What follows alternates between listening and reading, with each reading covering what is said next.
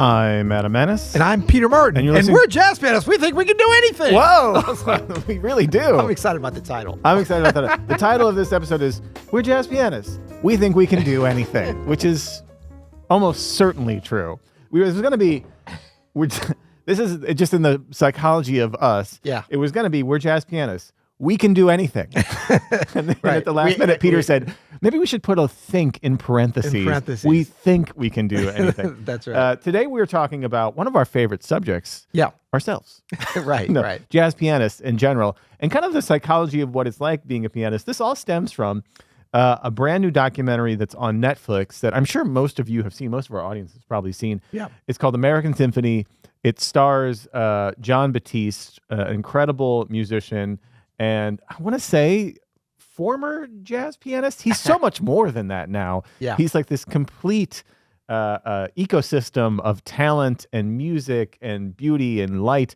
And definitely has roots in what we're doing here today, as we're going to show you. But it's just amazing the confidence, the hubris that most people who do what we do have.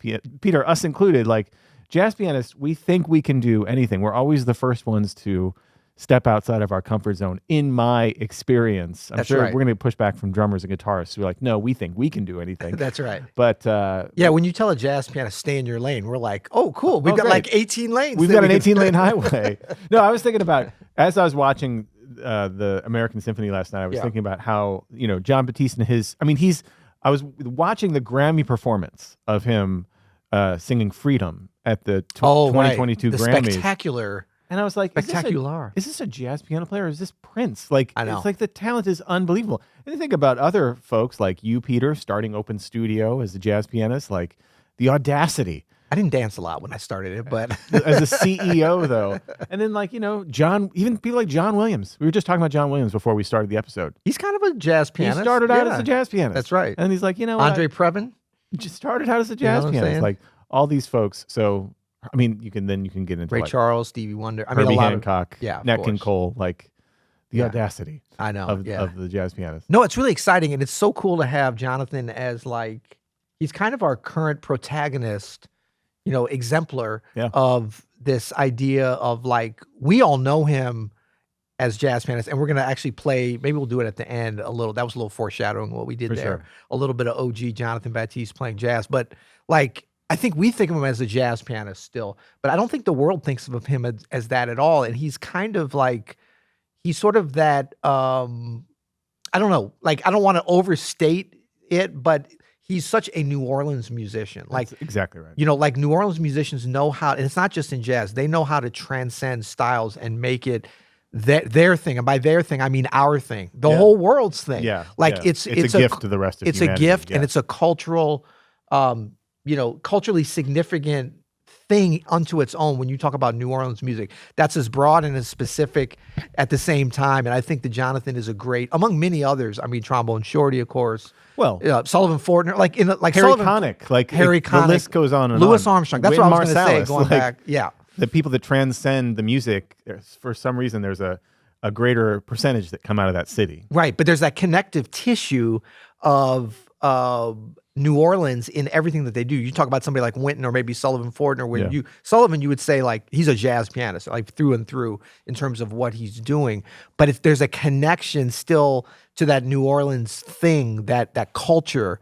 And look, New Orleans is not the only place that has culture around the world. There's a lot of places, but it's so thick. It's so thick, and it's so well explained in the music and the food and all the things, But anyway, I thought the movie was great, the documentary.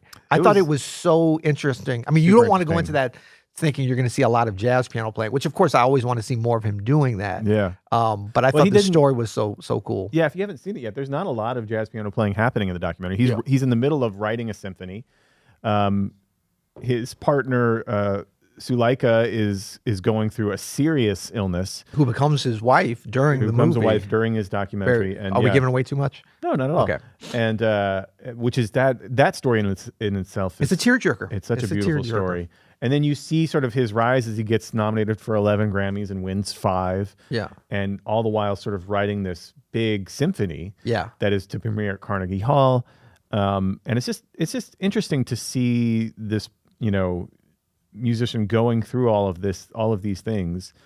And there's so many similarities that I was, like experiencing as a musician, even though it's a different scale, what he's dealing with, the Grammys and all these things, but like time management is still a thing, Yeah, where to deploy your energies. Yeah. And like the problem of deciding what to do Mental with your health. energy, your mental health, like while all of you're this, dealing with the time, being an artist, being a creator, being a new husband. Oh man, it was a lot. Yeah. Well, I mean, one of the most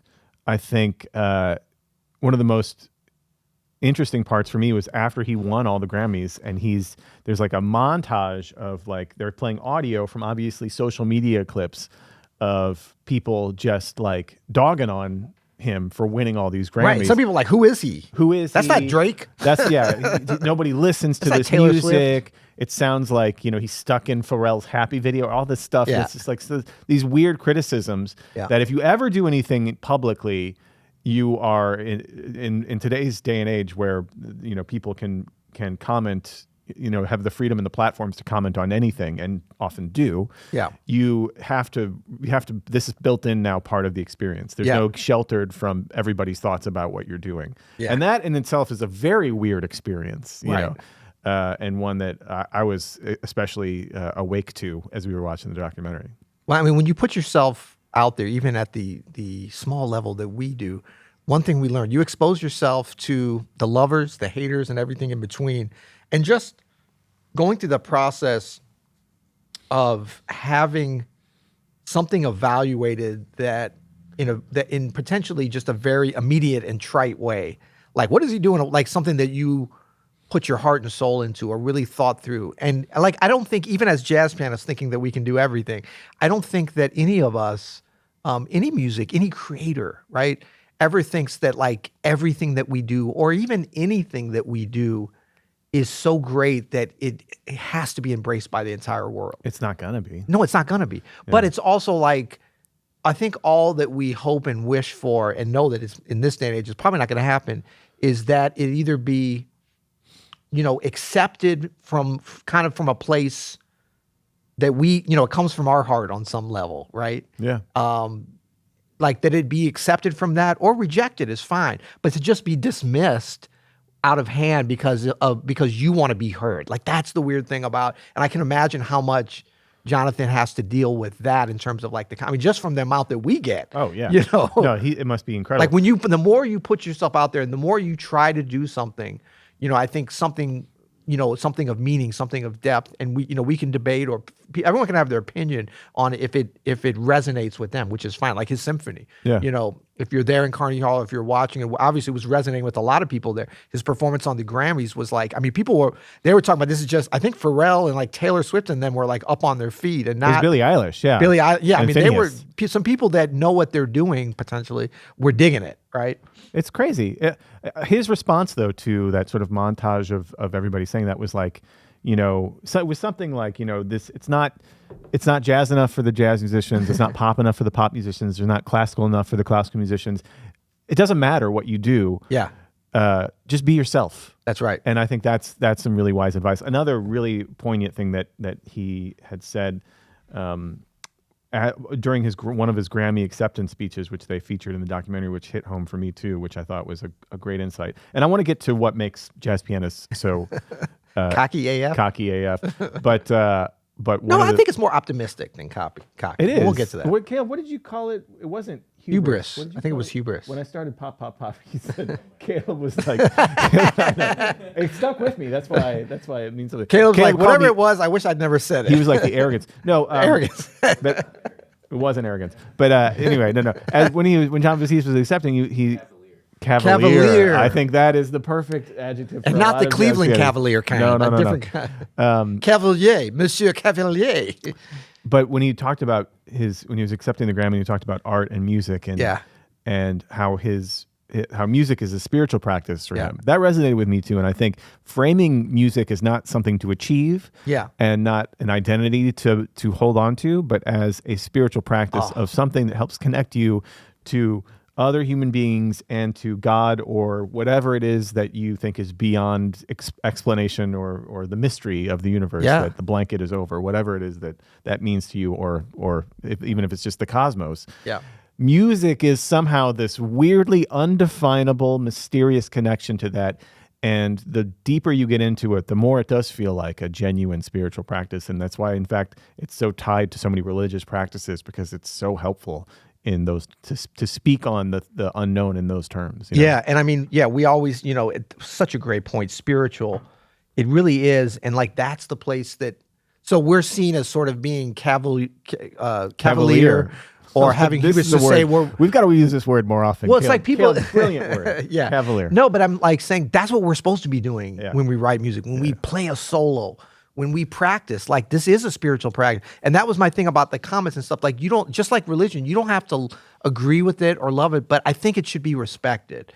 You know what I mean? Like to just be like out of hand comment, like this is stupid, or how come this is like, that's like saying a religion. Maybe you don't understand it. Maybe it's not for you. That's fine.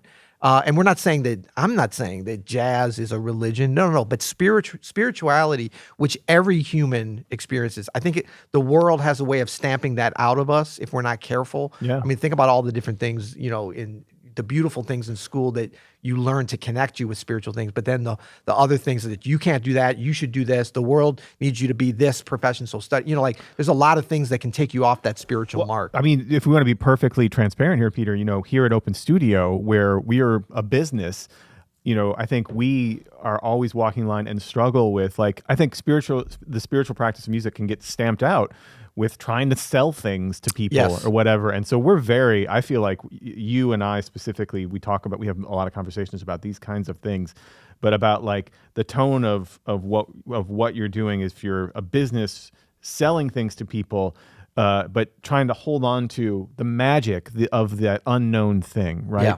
In that, like, there's no pill that's gonna like solve all your problems for anything. Yeah. And especially with music. Right. There needs to be a practice with it that is connected to the unknown. And that's, if you think about the best music you've ever heard, the music that connects with you, there's no good reason why it does. Yeah. It's just it is an unknown thing. Yeah. That ultimately it is. I mean, you could definitely try to explain it away, and I love this groove and this whatever, but why does it hit you so hard? Right.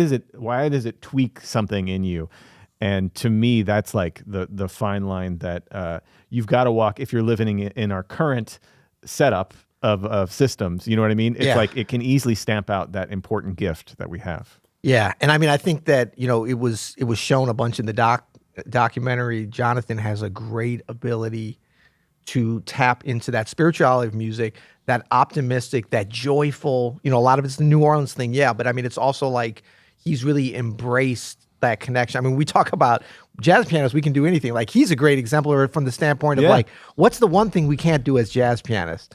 And that he's even overcome that, and you have too, which is like, get out of your seat. Get out of your seat, Mike. So he's got the melodica. Like, I know. You know what I mean? One of my favorite like, that's parts, the one thing physically holding us down. When he's on the subway, he's got the melodica. He's, when they show the origins of his band, he's playing melodica Stay Human, and they're on subways and everything. Yeah. And he's getting really shit on by everybody at Juilliard for playing some crappy kids instrument, when you should be taking this seriously. And I was like, man, he is taking it seriously. He's trying to get out there and be himself. Right. And that's a serious practice. You know what I mean? Just doing what other people tell you to do is foolish. Right. But he seemed like he had awareness of that, or at least a vision on that from a very early age. Now, you can not like the melodica, that's fine, but like, you can't not love that spirit. And then they show later there's a mural at Juilliard of him with a melodica. I know. And he's like, this is and crazy. I wonder, like, this is why it was such a great reminder to me. I'm gonna kind of put this out there because I think somebody might need to hear this. It's out there. Is it me? Are you talking to me? No, I'm not talking to somebody out there in a podcast, because I mean, I learned so much stuff from people being honest in a discussion, but they kind of showed like the struggle that he had at Juilliard as being a really interesting part of his story, which I think was true. I mean, it's Hollywood or whatever. They might amplify it a little bit or put it to the forefront. It's going to be heightened. They may highlight a little bit, but I think that it's interesting because I remember Jonathan and his father in particular coming to me and some other, older musicians, or I wasn't that old then, that much older. But like, I remember him coming and saying, like, asking for my advice about where he should go to school. You were probably his age now. Yeah, exactly. No, I was younger actually. Yeah. But they were asking specifically about Juilliard, and Jonathan was very. This is when he was at NOCA. I wasn't teaching there anymore, but he would still, come by. Or I'd see him. He'd come to gigs or whatever, and was very much asking about Juilliard. It's like, I know you went to Juilliard. How do I get in? I really want to go. And like, I never tell somebody go there, don't go there. This is good for you. This is bad for you. But I was a little bit discouraging of it. I definitely wasn't like, stay away from that. But I just felt like for him, and I told some other really good young players, I didn't recommend it. I was like, first of all, when I was there was no jazz department, and the jazz department's new. But I'm just like, I know how that machine of Juilliard is. And I know that things, like you have to overcome some stuff if you want to really be a free spirit in terms of music. It can be great for some people. It can be really, really helpful. If you're going right down the path, Yeah. and you're in there and you're going to make those connections and you want to do Totally. You want to be part of that machine, just like any place, right? But it's elite level, so it can be even more damaging or great. Like the highs are great and the lows are low. That's It right. either spits you out on the bottom or at the top. And so I was kind of like, I just didn't feel like he needed that. But I mean, he was very much like, I want to go to New York or whatever. I was like, oh. And so I remember the first time I saw him up there, we were doing a gig at Lincoln Center, and he came like backstage or something. And there was a young singer that I kind of knew too that was going there. And they were both kind of, they weren't like struggling, but they were like anytime you're trying to find your way and things. And I remember thinking like, oh, I hope this works out. Well, apparently it did. But it's just to say that like sometimes like what we can't predict, especially helping a younger musician or something, we can't keep them away from different struggles, but we also can't predict what that's going to do. Yeah. And so it's not a cop out to say like, you got to find your own path or anything. But it's also like, I mean, he ended up graduating from Juilliard and getting his master's there. Yeah, I mean, not out. that he needed that to go on the Colbert Show, but the whole thing worked out, and he wrote this piece, and of course it worked out, and then there's struggle still, and there's, if you ask him, would he do it again, who knows? But it's a journey, it's a journey, and I think that Jonathan has done a great job. And I mean, to get this back to pianists, I think what we're good at as pianists is organizing. Like we need all the musicians. You know what I mean? It's never, I mean, yes, we can do some things solo piano, just like guitarists can do, just like a trumpet can do. But I think that a lot of pianists are very good at attuning ourselves to that spirit of the music. And like, how do we organize things? And that's why it's like, can you do this in arrangement? Yes. We're optimistic. We've got these different skills to be able to do these things. Yeah. And we take that responsibility pretty seriously. Yeah, I think it all starts, if we want to get just real quickly, if we want to get down to the micro level, I actually think the reason why pianists have this cavalier attitude is some skills that are developed just literally by the physicality of the instrument. The fact that each note is represented with one button and it's all laid out and you can see it before you hear it. Yeah.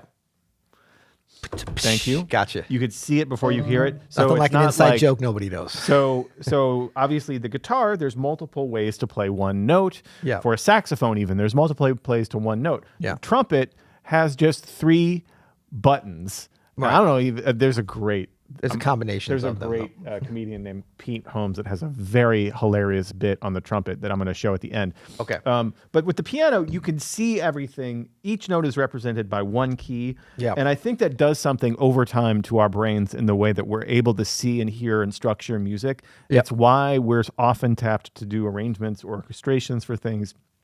Obviously, we can play all the harmony. We can we have more ability to play harmony than any other instrument. Right. Guitar and vibes, of course, can play harmony, but they can't play this.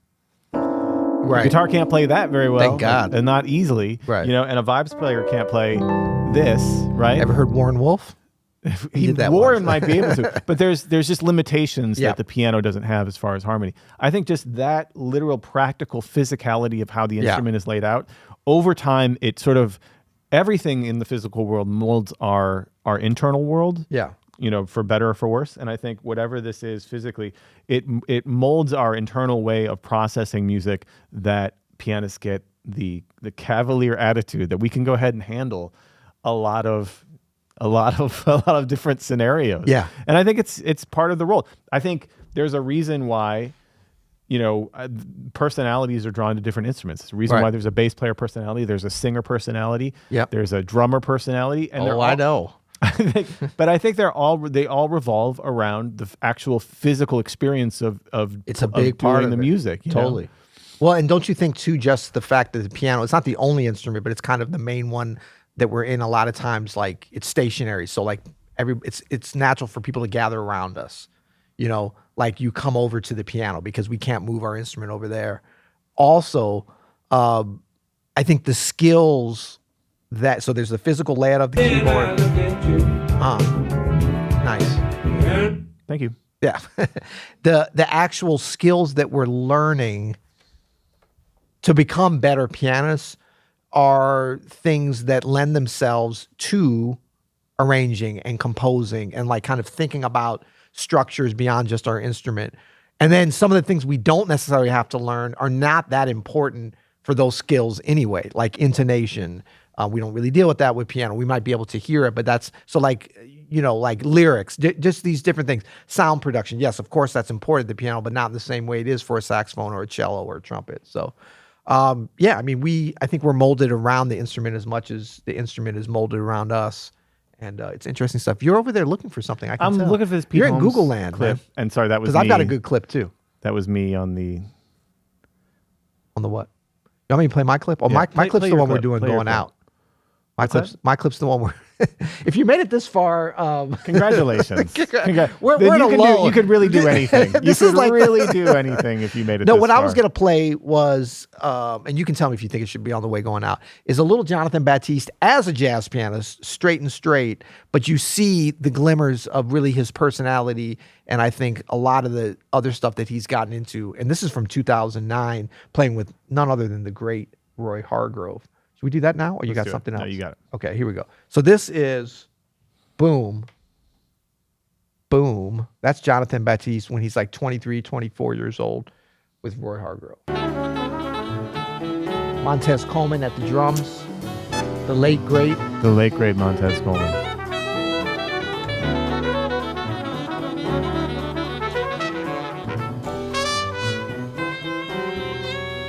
Huh.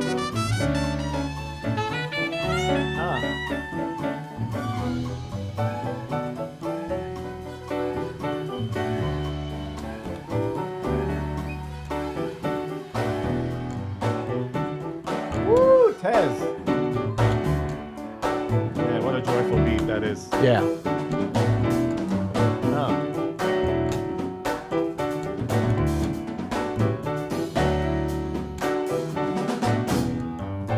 Woo. Tez out.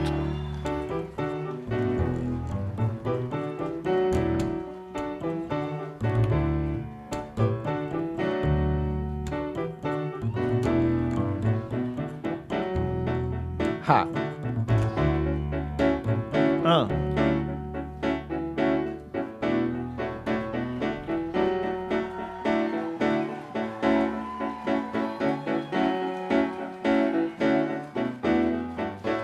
Woo. Groove, simplicity.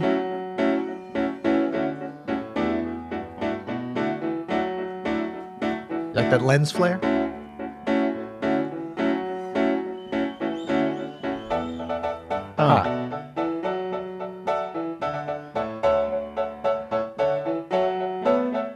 A little glimmer of future stardom there, wouldn't you say?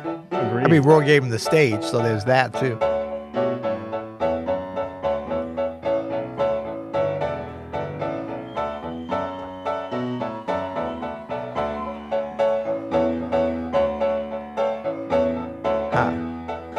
I don't know. Should we say you'll hear it? Till next time? Hold on, I want to play this clip. I don't. It's so hard to find this for some reason.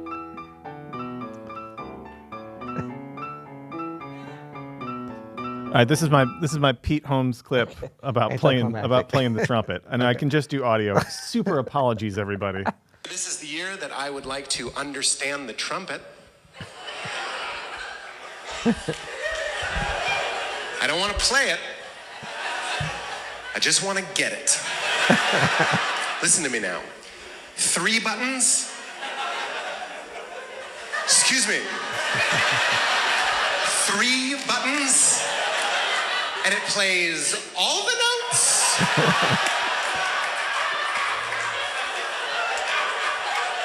Fuck's going on? I want answers. Sometimes they're pushing 2, sometimes they're pushing none. That doesn't add up to 12, I checked. I like a more straightforward brass instrument, like saxophone. He's got no secrets. You'll hear it.